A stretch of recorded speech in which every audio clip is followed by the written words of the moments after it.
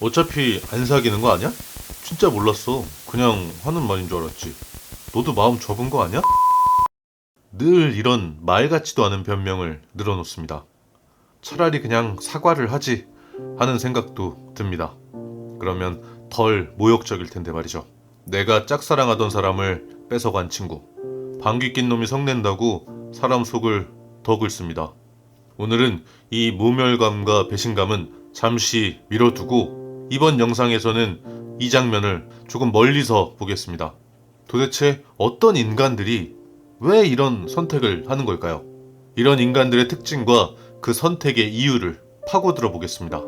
여러분이 이 영상을 끝까지 보신다면 적어도 위험한 친구에게 내가 좋아하는 사람에 대한 장점을 늘어놓는다던가 직접 소개까지 해주는 실수는 피할 수 있을 겁니다. 이런 사건은 어느 날 갑자기 터지지 않습니다. 사건 이전부터 이미 작은 신호들이 계속 반복되고 있었습니다. 다만 우리는 그 신호를 이렇게 번역할 뿐이죠. 그럴 리가 없잖아.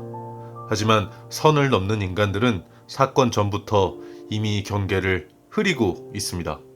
그 특징을 5가지로 분류해보죠.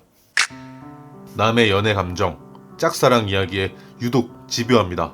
이는 경계인식이 약하고 비교 성향이 강할 때 나타납니다. 요즘 누구 좋아해? 그 사람 뭐가 그렇게 좋아? 성격은 어때? 너 진짜 진심이야? 공감처럼 들릴 수 있습니다. 하지만 누군가에게는 그게 아닐 수도 있다는 것이죠. 일종의 정보 수집입니다. 특히 장점을 조목조목 묻기 시작한다면 그건 감정 공유가 아니라 대상을 머릿속에 구체화하는 단계가 됩니다. 이 순간부터 이 사람의 뇌에서는 친구가 좋아하는 사람이 아니라 내가 좋아할 수 있는 후보가 만들어지는 겁니다. 당신이 믿고 말한 정보는 신뢰의 증거가 아니라 표적 제공이 될 수도 있다는 말이죠. 말투, 취향, 행동을 은근히 따라합니다. 비교 경쟁에 취약한 성향이죠. 내가 좋다고 한 스타일을 자기도 원래 좋아했다고 말합니다. 내가 쓰는 말투, 농담, 태도를 슬쩍 가져다 씁니다. 처음엔 이렇게 느낄 수도 있습니다. 우리가 비슷하네. 친구끼리 닮아가지. 코드가 잘 맞네. 하지만 이건 공감이 아닙니다. 대체 가능성 확보입니다. 이 사람은 속으로 이렇게 자기 암시를 합니다. 나도 저 자리에 설 수 있다. 굳이 얘가 아니어도 된다. 비슷해질수록 이 사람은 죄책감을 덜 느낍니다. 타인의 감정엔 둔감하고 자기 감정엔 관대합니다. 선택적 공감과 책임회피 기제의 전형이죠. 내가 불편하다고 하면 야, 너 좀 예민한 거 아니냐? 그 정도로 받아들일 일은 아니지. 이러면서 반대로 자기 기분에는 그럴 수도 있지. 나도 감정이 있는데. 이런 식으로 나오죠. 이는 공감 능력의 문제가 아닙니다. 공감을 선택적으로 쓰는 그 구조입니다. 그래서 일이 터진 뒤 이런 말이 자연스럽게 나오는 거죠. 이렇게까지 힘들어할 줄은 진짜 몰랐어. 난 그런 의도가 아니었어. 이건 미안함이 아니라 책임을 줄이기 위한 언어입니다. 타인의 상처보다 자기 평판을 먼저 걱정합니다. 자기애적 성향에서 비롯되는 건데요. 평소 사소한 실수로 내가 상처받았을 때 옆에서 겉으로는 걱정하는 척합니다. 하지만 말의 초점을 들어보면 늘 이쪽입니다. 내가 너 다치게 한 사람처럼 보이겠다. 사람들이 나를 어떻게 보겠어. 나의 상처는 배경이 되고 사람들이 자신을 어떻게 평가할지가 핵심입니다. 이건 단순한 이기심이 아니라 자기애적 우선순위입니다. 항상 이런 말로 선을 흐립니다. 이건 자기 합리화 성향에서 비롯되는 건데요. 사람 일은 모르는 거야. 마음이라는 게 원래 그래. 야, 사랑 앞에서는 다들 약해지잖아. 중립적인 말처럼 들리지만 이 말들의 기능은 단 하나입니다. 선을 지우는 것. 그리고 실제로 선을 넘은 뒤 똑같은 말이 변명으로 다시 등장합니다. 이런 특징들이 반복되고 또 겹쳐져서 자꾸 보인다면 그 사람은 관계를 지킬 사람이라기보다 상황이 오면 넘을 준비가 된 사람일지 모릅니다. 그래서 이런 사람에게는 짝사랑 이야기는 하지 마시고 내가 좋아하는 사람의 장점도 나열하지 마시고 직접적인 소개는 더더욱 하지 않는 게 좋습니다. 이건 친구 간의 비밀 공유가 아니라 준비된 사람에게 하는 기회 제공일지 모릅니다. 이만큼 와서 생각해보면 우리는 궁금해집니다. 아니 근데 왜? 굳이? 하필? 왜 내가 좋다는 사람을 뺏은 걸까? 이것도 이유가 있습니다. 진화심리학적 측면부터 이야기해보죠. 진화심리학에서는 짝짓기 모방이라는 개념이 있습니다. 사람은 아무 정보 없는 대상보다 이미 누군가가 마음을 둔 대상에게 더 쉽게 끌립니다. 이유는 단순합니다. 이미 한번 검증된 선택지처럼 보이기 때문이죠.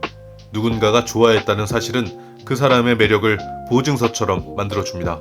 여기까지는 본능의 영역입니다. 하지만 중요한 지점이 있죠. 좋아하는 그 사람에 대한 내 마음을 모르는 사람이 아니라 알고 있던 친구가 그 선택을 했다는 점입니다. 이 순간부터 이건 단순한 본능이 아니라 의식적인 선택이 됩니다. 그런데 왜 친구면서 멈추지 않았을까요? 여기서 뜨끔하는 분들도 있을 겁니다. 친구가 좋다는 사람 보면서 나도 괜찮다고 생각해 본 적 있는데? 괜찮습니다. 말씀드렸듯 이는 본능이고 대부분의 사람도 그 감정을 느낍니다. 하지만 대부분은 행동으로 옮기지 않습니다. 금지된 대상, 남의 것을 건드릴 때 뇌에서는 도파민이 강하게 분비됩니다.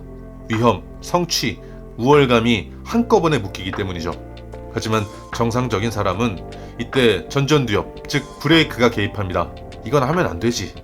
여기서 멈춰야지. 쾌감보다 관계 손실 계산이 먼저 떠오릅니다. 그래서 멈추는 것이죠. 아니 그럼 그 친구는 왜 그런 선택을 한 것일까요? 선을 넘는 인간들은 이 지점에서 다릅니다. 도파민이 올라가는 순간 브레이크가 약하거나 아예 늦게 작동합니다. 그 순간 뇌는 이렇게 계산합니다. 지금 이 쾌감이 나중에 생길 문제보다 크다. 이건 사랑이 아닙니다. 충동과 우선순위의 문제입니다. 그리고 선택 이후 뇌는 바로 인지부조화 해소에 들어갑니다. 그래서 이런 말이 나오는 거죠. 안 사귀는 줄 알았어. 너도 마음 접은 줄 알았다니까? 아니 나 좋다는데 어떡하냐. 이 말들은 변명이 아닙니다. 자기 자신을 나쁜 사람으로 보지 않기 위해 뇌가 만들어낸 자기보호 서사입니다. 상대의 이런 뻔뻔한 태도에 문득 나는 혼란스러워집니다. 내가 이상한 건가? 내가 오버하는 건가? 아니 그리고 제가 평소에 그렇게 나쁜 애는 아니었는데? 혹시 제가 나보다 그 사람에 대한 감정이 더 컸던 건 아닐까? 과연 그럴까요? 이 장면을 감정의 문제로 보면 나는 계속 헷갈릴 수밖에 없습니다. 나는 사실 혼자 짝사랑한 거지 아무 관계도 아니었고 둘이 좋다고 만난 건데 내가 예민한 건 아닐까 되짚게 되기도 하죠. 하지만 기준은 감정이 아닙니다. 우선순위입니다. 그 인간의 머릿속에서는 이미 이 질문이 있었습니다. 친구와의 관계를 지킬 것인가? 내가 원하는 선택을 할 것인가? 여기서 내 마음은 중심이 아니라 비용 항목에 들어가 있던 것입니다. 이 순간 그 관계는 이미 끝나 있었던 것이죠. 사람은 누구나 그런 마음을 가질 수 있습니다. 하지만 모든 마음이 행동으로 옮겨져야 하는 것은 아니죠. 브레이크가 고장난 채 돌진하는 건 사랑이 아니라 실패한 통제일 뿐입니다. 당연하지만 이 일은 내가 부족해서 생긴 일이 아닙니다. 다만 누구를 가까이 두지 말아야 하는지, 어떤 신호에서 선을 그어야 하는지 명확해졌을 뿐입니다. 그걸로 충분하죠. 그럼에도 자꾸 머릿속이 시끄러울 겁니다. 이때 힘을 주지 말고 되려 힘을 빼야 합니다. 알게 모르게 이건 꽤 큰 데미지입니다. 배신, 상실, 비교가 동시에 오는 상처죠. 괜찮은 척하고 버티면 감정은 안에서 골마버립니다. 아프고 속상한 게 정상이라고 편안히 아플 수 있게 자기 자신에게 허락을 해줘야 합니다. 그리고 그 감정을 고여있게 하지 말고 배출해야 합니다. 종이에 감정 일기를 써보는 겁니다. 적나라하게 욕, 분노, 억울함 다 그대로 적어야 합니다. 그리고 여기서는 그 감정에 대한 타당성을 찾지 마세요. 감정을 빼내고 시키는 게 목적이잖아요. 분석하거나 이유를 붙이지 마세요. 그냥 개빡쳐서 개빡친다고 배출하는 겁니다. 그리고 내가 부족했나? 제가 나보다 나은가?